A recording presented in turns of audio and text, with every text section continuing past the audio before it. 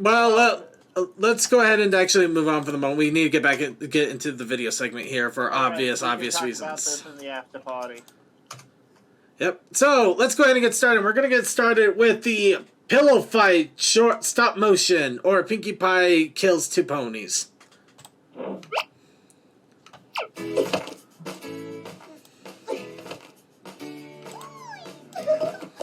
we might get silent in the after party.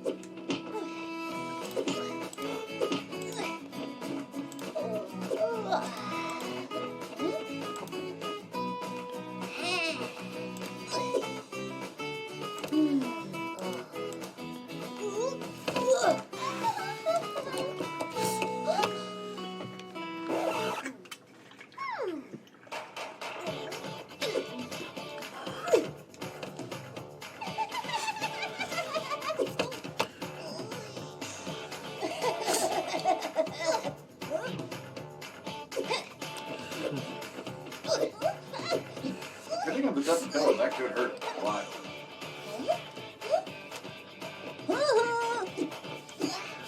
Some of those would actually hurt, but other ones I honestly wonder how they would hurt.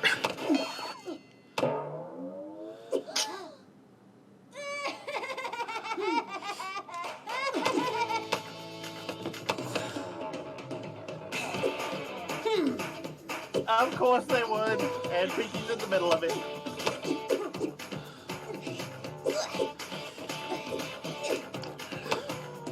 Bomb and run!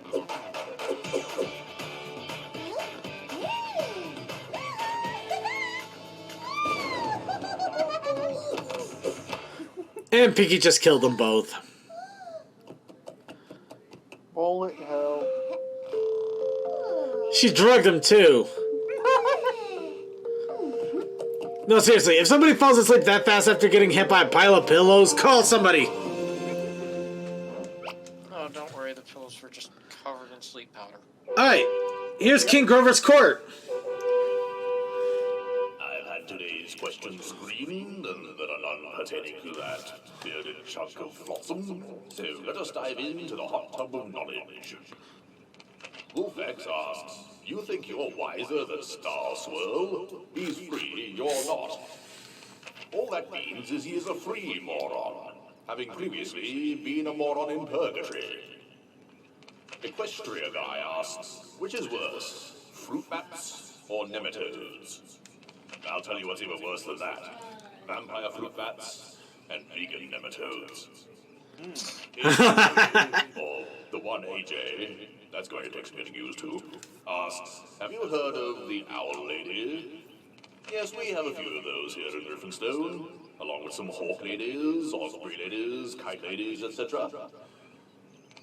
Doughboy asks, will you be my special southern griffin?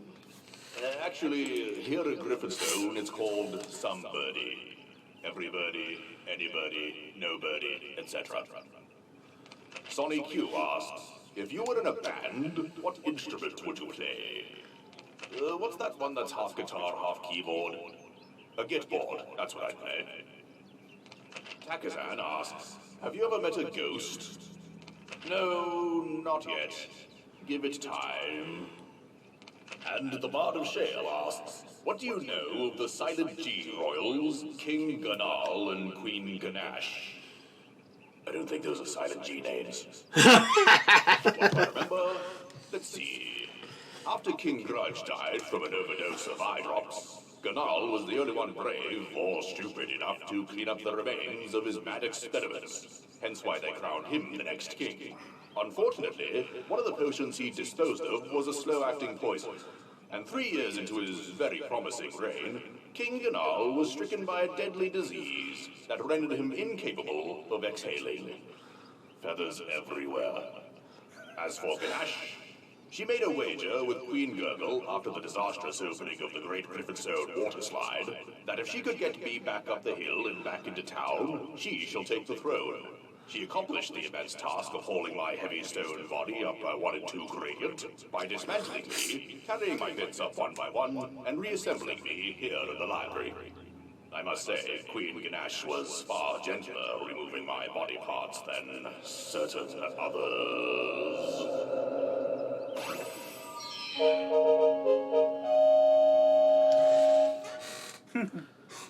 Alright, and now Workaholics Anonymous with Mad Munchkin. I'm Mad Munchkin, and I'm a workaholic. I just had a birthday, and I only worked for 10 hours. Hey, it's less than normal. I did take time to relax with my family, though. My brother-in-law gave me this Twilight Sparkle birthday card. Aww. He said, that's the one you like, right? And I said, no, actually. I said, Twilight's the one with OCD who overthinks everything. And then he said, that's the one who's like you, right?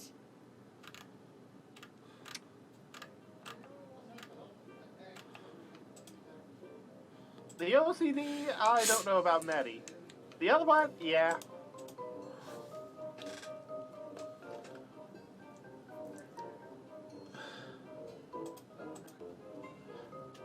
Alright, and let's go on to Moonwalk Pony.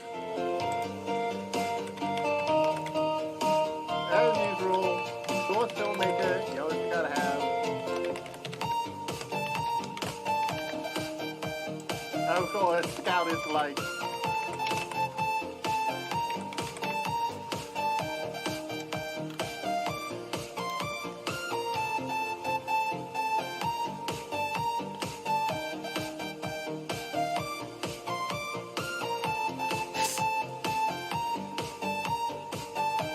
I like whenever the beast drops, the heel falls.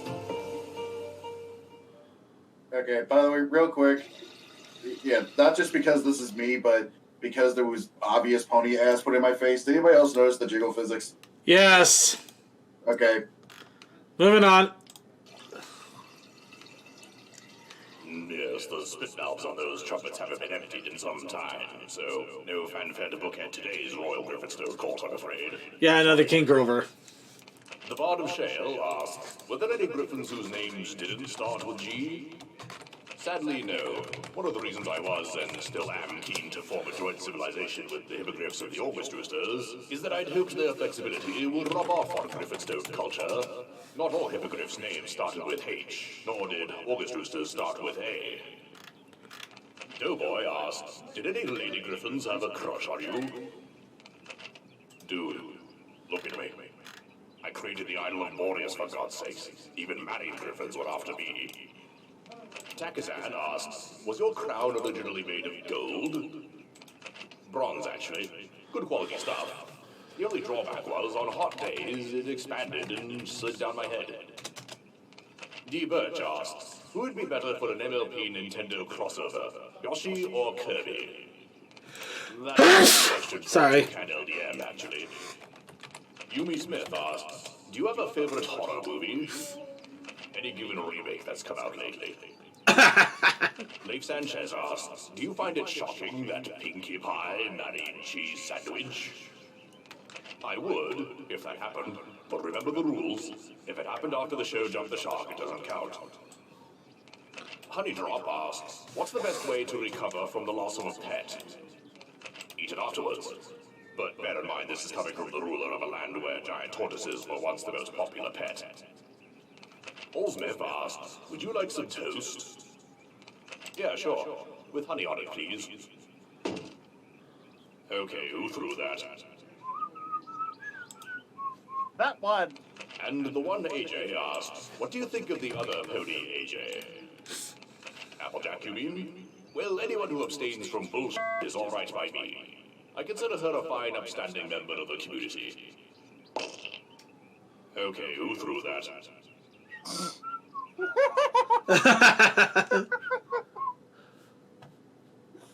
Alright. Okay, well, I was going to do Ultra Fast Pony because apparently that's still going, and they're up to 95. So I figured it'd be fun to take a look at it. However, we're also kind of running a bit late and behind, so no. After the fact. Are out there and I gotta go take care of them before they come back. How can that possibly be the lesson? Okay, here's my leader-type plan. Even though this has nothing to do directly with pony life, I can't help but draw some parallels to the concerns myself and others have expressed. Hello. It's Teen Titans Go all Oh, over Teen again. Titans. And Teen Titans Go all over Teen again. Titans Go. All Okay, over wait a again. minute. Titans Heaven Go. knows I still La feel rocha to iban try. a tem tu Can I have some replicate Teen space here? Titans Go. So Yes, either Emily. learn Really nothing needed that from Teen space. Titans Go and Thundercats Roar.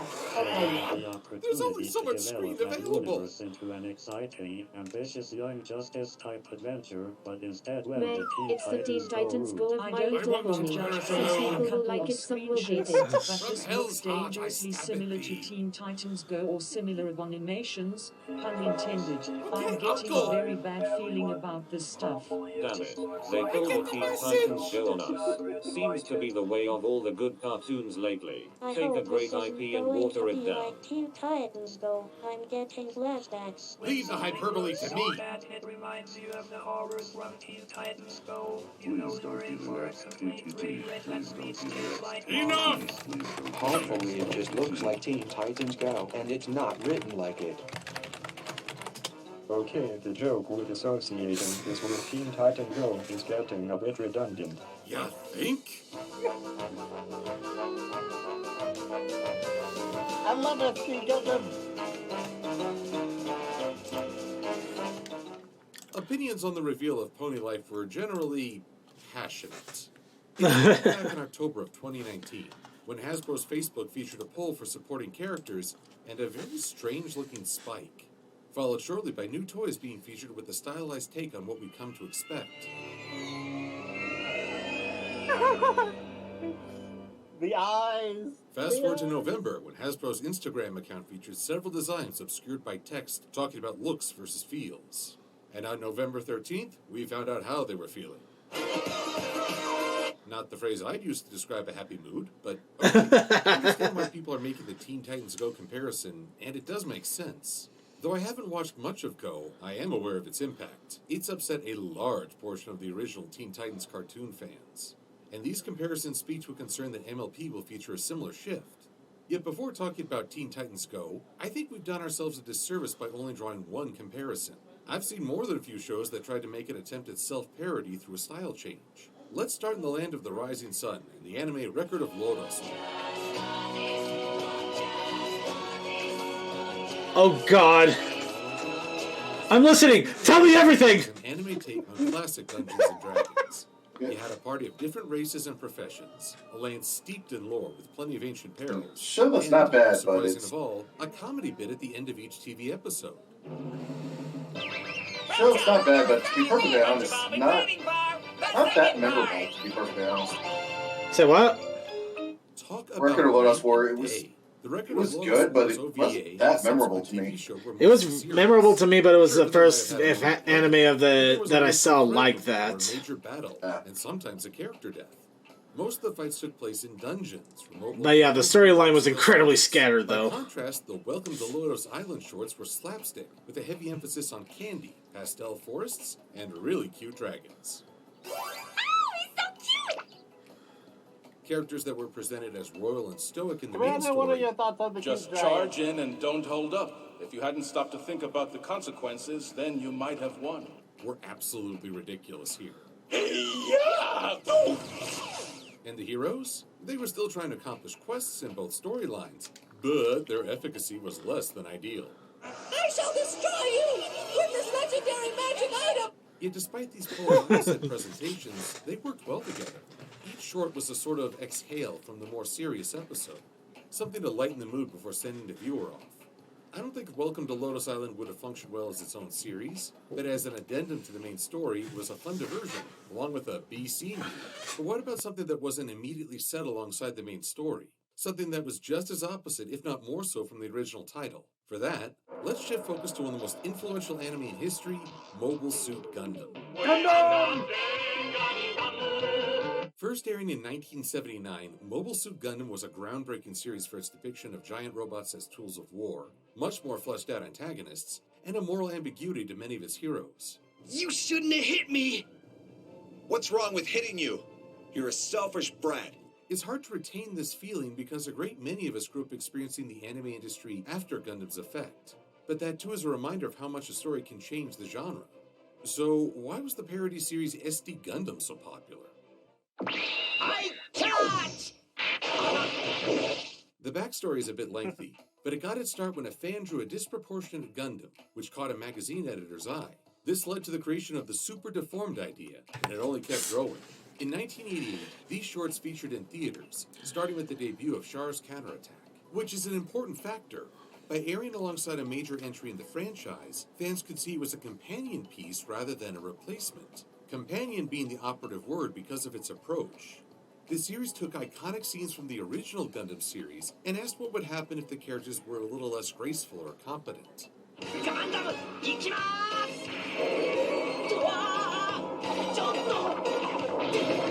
And boy, did this take off.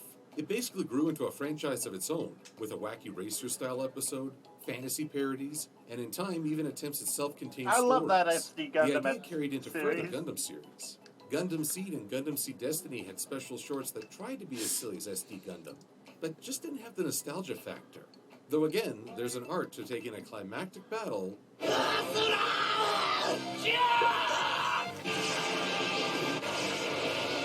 and making it silly. This was the Season 2 trailer for Gundam 00. The first season ended with the protagonist's force being decimated, with deaths and crippling injuries abound. Then the show would be off the air for more than half a year, leaving a lot of fans waiting for a resolution. I can't emphasize enough how funny it was to have this tension hanging in the air, and this was the first preview we got.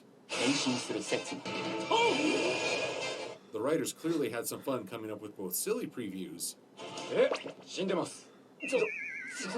and stranger ones that eventually proved to be true. Amazing! That one's funnier in hindsight. Looking at all this, I'm getting the picture that a lot of humor lies in the contrast of a serious topic flipped to create something silly.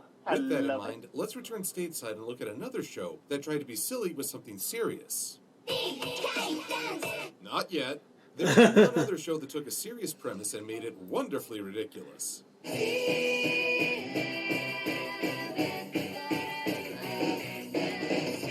Fuck yeah, C-Lab.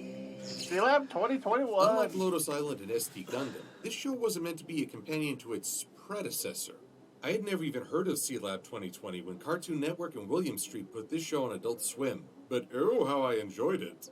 C-Lab 2020 was Hanna-Barbera's attempt at a serious storyline, set in an underwater research facility with all the perils that went with it. We live in a dangerous environment, and the safety of all of us depends on each of us. C-Lab 2021 adopted the serious look of the environment, but made the characters beyond eccentric. Just compare Captain Murphy's depiction. Send a mayday. Then locate any sub capable of going to 18,000 feet and order it here fast. Yes, sir. And as of this moment, I am married to Adrienne Barbeau, Queen of Mars from Olympus Mons to Tharsis. Honestly, the voice is spot on. Good on you. Even though it relied on Hanna-Barbera's simplified animation, Bizarro. C-Lab 2020 tried to be as serious as possible. Yeah, None of the that silliness you drug might see in a ending was Scooby-Doo kind of episode. weird. So when 2021 appropriated the footage for an absurdist comedy, the serious look contrasted against their actions. I didn't fully appreciate just how much they'd changed until the episode 7211, which featured the cast doing a straight-faced retelling of the original episode, Collision of the Aquarius. I never questioned your courage, only your judgment. Though this presentation highlighted just how much that's a 2021 right distinguished there. itself, it never mocked the original C-Lab 2020 or the ideas it presented. This was transformative humor, creating something new and distinct. And when I look at all these serious themed shows and their comedic counterparts, I start to understand why Teen Titans Go draws such conflict and some of my apprehension around pony life. Both the Titans and ponies featured a mix of seriousness and humor, though with different priorities. With the Titans, the humor was often contrasted against the larger conflict. Sure, the world might be threatened by alien tofu or an eccentric British man, and Beast Boy and Cyborg were often on hand to deliver the punchline, but you never doubted that failure meant death. No matter how silly the enemy, the stakes were always high, except with Dr. Locke. Remember me? I'd like to go to jail now, please. Ended with some unresolved questions. So when Teen Titans Go came along, it wasn't an exhale of tension or a parody of nostalgia. And rather than contrast its counterpart, Go seemed to satirize the very concept of being serious. Take, for example, the episode The Cape. Now I have made you the telescope. That's so cool! In reversal of C-Lab 2021's effort, it took an old episode and replaced the dialogue with mockery. Formation blow up walls for no reason! Yeah! But there are fans of Go who never watched the original series, and I don't begrudge them for enjoying something silly. Though I will critique that what little humor I've witnessed doesn't really grip me. You gonna buy a new bathing suit too? This is my bathing suit. Hi. I've seen better risque humor back in the 80s. You know, me and that side of beef could have a meaningful relationship. Just get a grip. I can lift myself off this hook. Speaking of the 80s, let's talk about the recent premiere of Thundercats Roar, and how the humor sometimes works, but often doesn't. Lion-O, Lord of the Kitty Cats. I mean Thundercats. Okay, let's break this down. Much like SD Gundam, Thundercats Roar starts by banking on nostalgic moments. The Thundercats are on their ship. They have an abridged arrival at Third Earth. Also like SD Gundam, the show finds a way to defy seriousness to make a genuinely funny joke. For the moments, give me a hole in the wall! I laughed at All right, that was The funny. use of the classic music, the expectation, and the sudden shift all helped enhance the joke. Yet I realized this joke wouldn't work if I didn't already recognize both the music and the classic saying, sight beyond sight. So why play on that fandom memory if Lion-O is almost unrecognizable? I'm Lion-O, Lord of the Thundercats, and I'm swinging on a vine! Yeah! Yeah, this is how the two-parter lost me. This not Lion-O, whom I have termed Lion-Uh-Oh, doesn't amplify the original Lion-O's quirks to a fun Okay, parody. he's just forever known as impulsively Lion-Uh-Oh. stupid. Who And I hear you agrees? say, Silver, you rambling Razorbill. Why not just enjoy something that's meant to look silly, act silly, and just be silly fun? I might actually do that, if not for the funniest part of the show so far, the burbles. Looking good, everyone. The burbles are the funniest part because they combine a serious situation with an absurdist response. Need to build a castle? Well, that surely is a serious undertaking. Never mind, that was easy. Oh, but it looks like it's been damaged. More building. Hooray! And saying the main villain's name means you get struck by lightning. Surely they're careful and afraid to utter even one syllable. Oh, hey, did someone say Mum-Ra? While Lion-Uh-Oh and the others try to force a joke by acting absurd, the burbles are hilarious because they seem oblivious to the consequences. They don't try to be funny. It's more that their reactions are so opposite of what the situation demands, I can't help but laugh. Now here's the strange thing.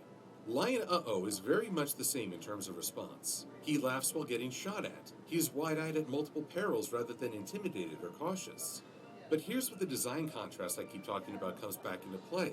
I look at how Lion-Uh-Oh and the other Thundercats are animated, and I expect this goofiness. It's part of their design. The burbles are more true to their original counterparts and don't try to be stretchy or silly looking. The humor is concentrated in their reactions, which creates a stronger impact. If I expect the Thundercats to act like goofballs, then I won't be shocked when they do so, and I think that's the style that people worry about with Pony Life.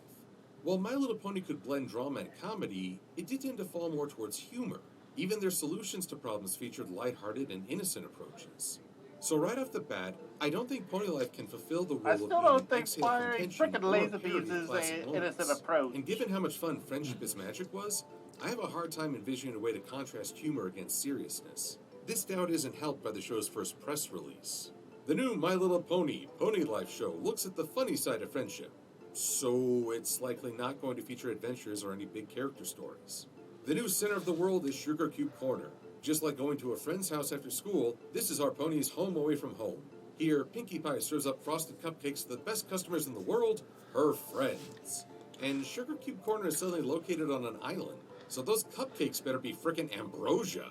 But from this blurb, I get the sense that this will not be a far-traveling series. We won't see as much of Equestria. Pony Life episodes feature hilarious slice-of-life stories that modern kids can relate to. I celebrated Friendship is Magic because it featured a lot of stories to which almost anyone could relate. Are we saying that this won't be interesting to children's parents? This series is loaded with magic, including a mysterious source of potions that Pinkie keeps hidden behind the bakery counter and breaks out when the need arises. Okay, now that's something new. If I hadn't hammered the point home enough, I'll be blunt.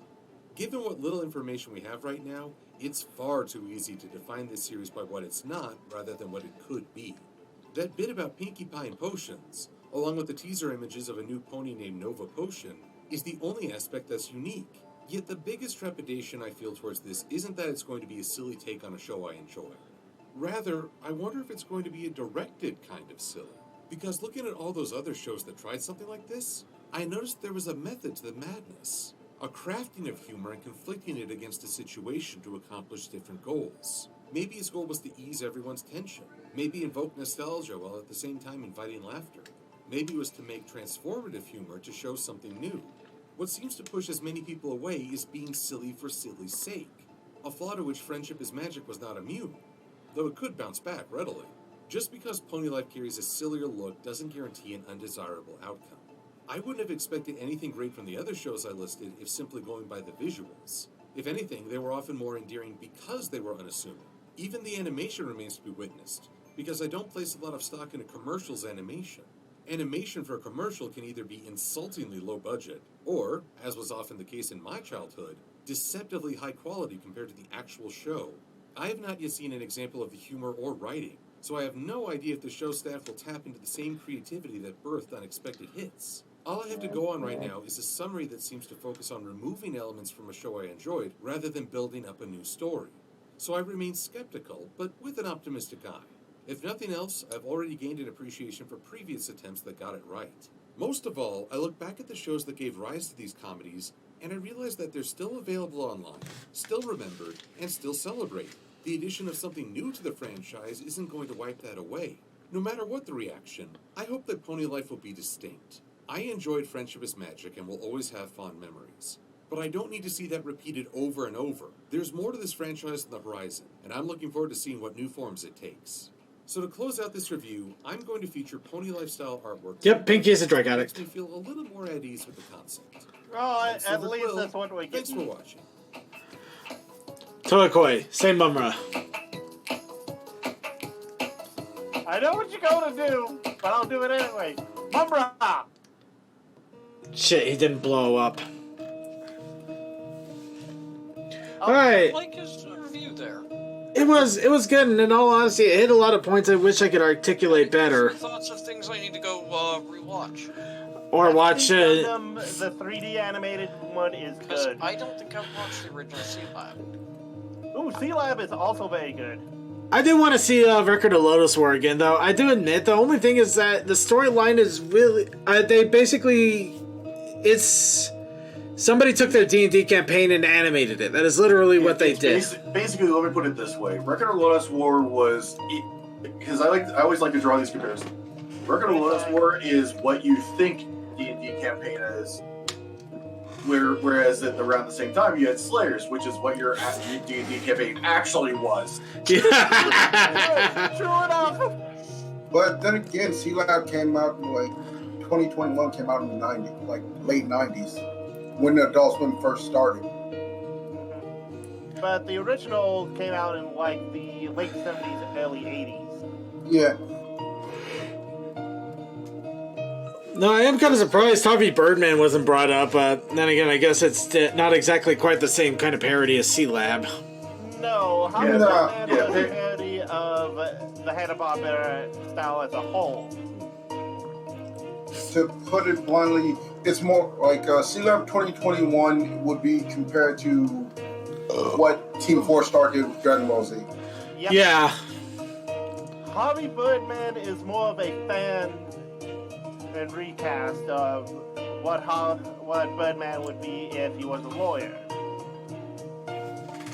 Well, kind of. It still had the characters from all the different shows and stuff, just that put them in wacky situations because of what they do. Also, they made Fred Flintstone's a frickin' Kingpin, so yeah, they had transformative work. Well, not exactly. They just kind of played off the whole Fred getting bopped on the head and then kind of losing himself in memory stupidities. Well, you know what I mean, though. Yeah, but it was not a one-to-one parody or translation. It was doing something else that was more unique. I have no idea. So fair enough. I was saying for that shit, it's more like if I remember correctly, the older Flintstone movies. Yeah. So that was kind of like based off of that idea. Oh god, I remember one that I never saw from beginning to end, but I always caught it right in the middle for some reason. Like when he was a secret agent. That's the one I'm talking about. Yeah. That one drives me crazy because I never saw the beginning. It was always the middle and the end. I actually saw that when it was on Cartoon Network a long time ago. Oh, vaguely. I love the Jetsons one. We're from the far, far future of 2005. They can't even walk.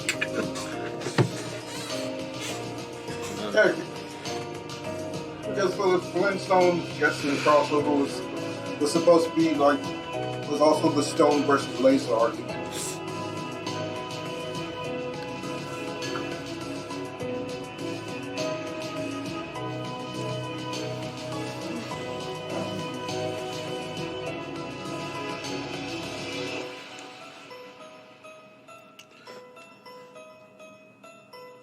Wait a minute, isn't this music from Undertale?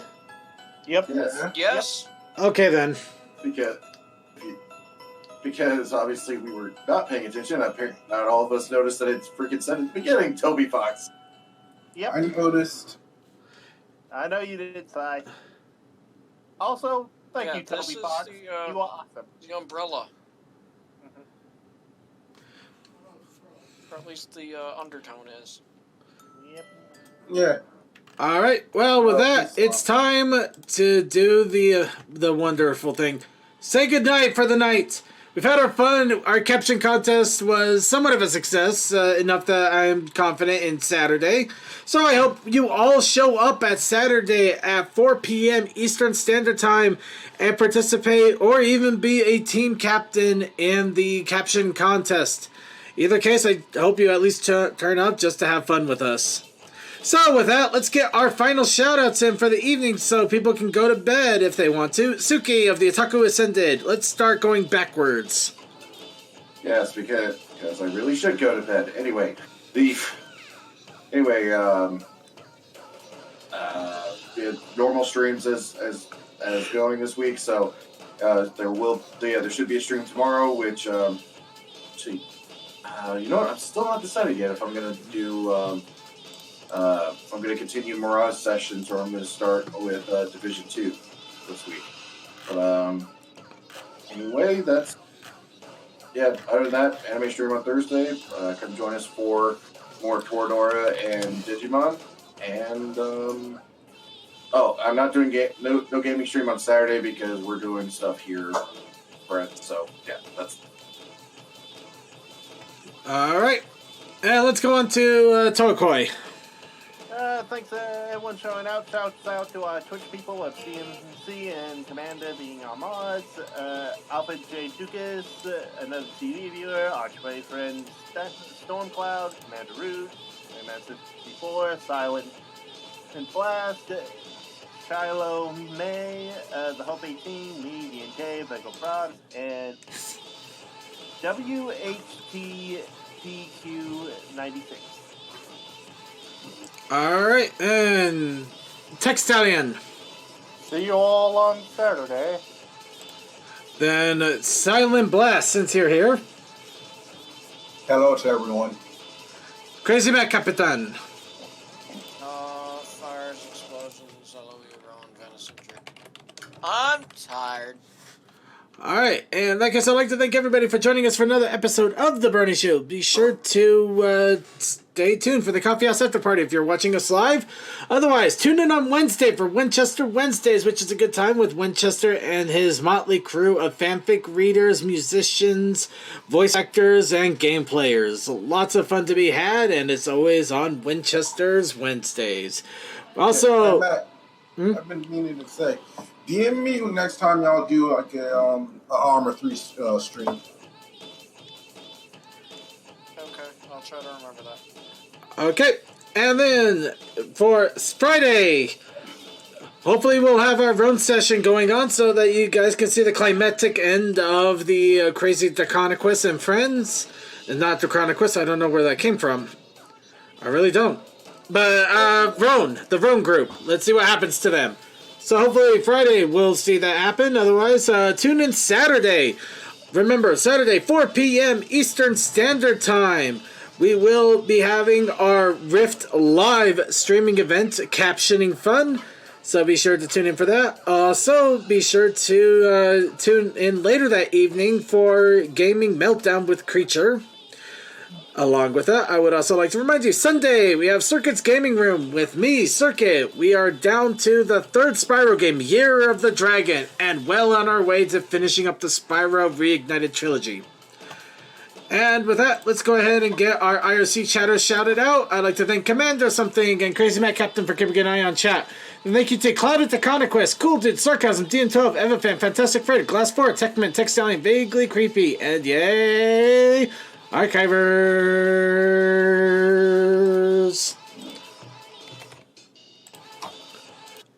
Also, big thank you to the people out there giving me birthday well wishes. It does mean a lot. I'm going to try to bury my head in the sand and pretend I'm not getting another year older and having to start to question things again. Oh, shit, you are getting closer to death. Oh, thanks. That means so much that you had to bring it up that directly.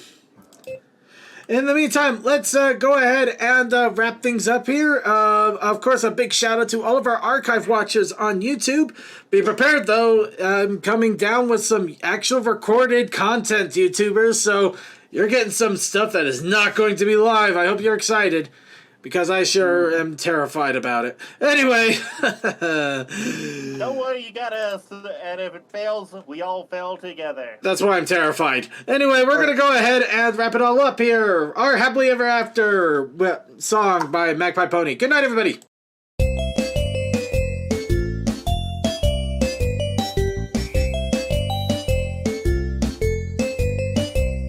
Welcome to Equestria, little cheese. There's some great big world you should see. We will guide your way on this journey, and it starts with a big party. You are a gift sent from up above, and together we'll grow with love. Nothing is better than being with you. Just think of all the fun we'll do. Sound off the cannons and party horns, 'cause today a filly was born. She'll be the life of the party soon, so let's all sing this catchy tune. We're so happy to share our love and laughter with some pony as cute as you, our happily ever after. We're so happy, and every moment we'll enjoy. Whenever I see you smile, it fills me with joy. Fills me with joy in every way.